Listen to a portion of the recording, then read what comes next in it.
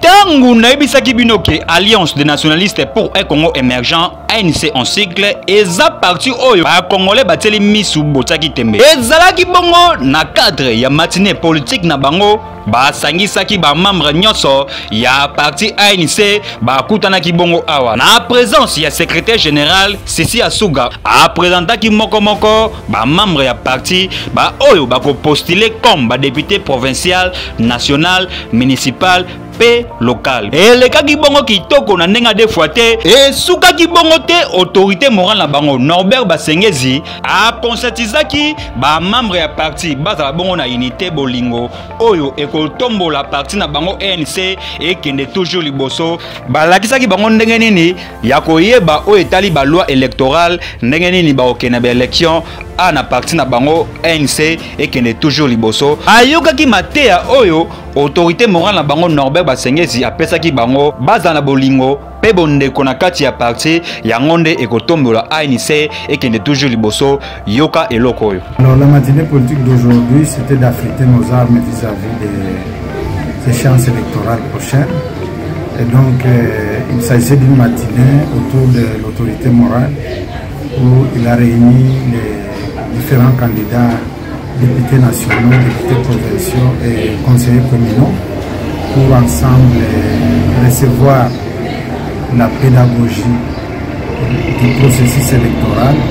en fait de bien affûter nos armes pour que les élections à la fin de l'année soient pour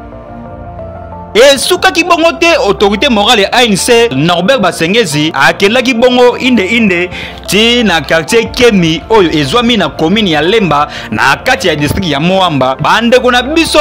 oyo bavivaka kotoyo bazaka bongo na problème mai botala ndenge autorité morale ya ANC Norbert Basengezi katitima ayaki ko inaugurer bongo forage oyo président interfédéral ya Moamba Willy Masuga Musafiri kaka ndenge ba mesana ko benga le bâton de Moïse mukolo makambo asaelaki ba habitant ya quartier Kemi forage na présence ya secrétaire général ya ANC Sisi Asuga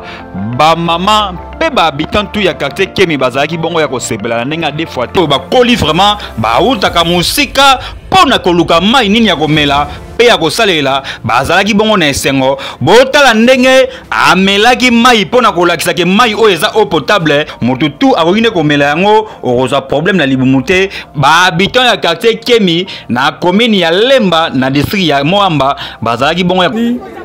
c'est-à-dire na Congo toza na 26 provinces soki bobote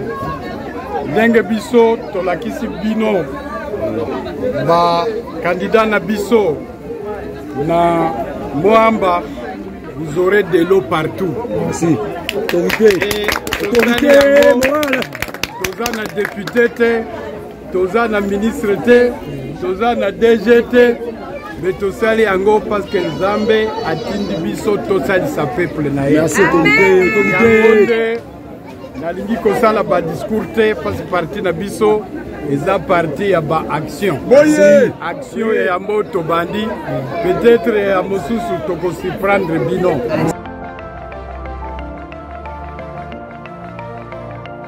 Chose dite, aujourd'hui chose faite.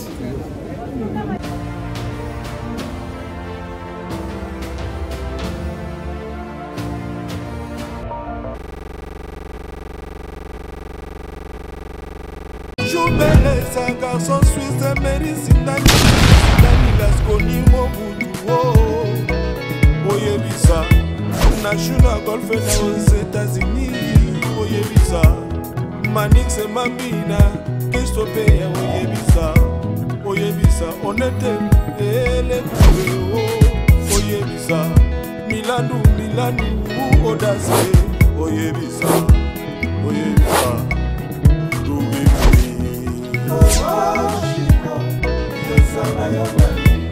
Oyo yebi na madiba na bomba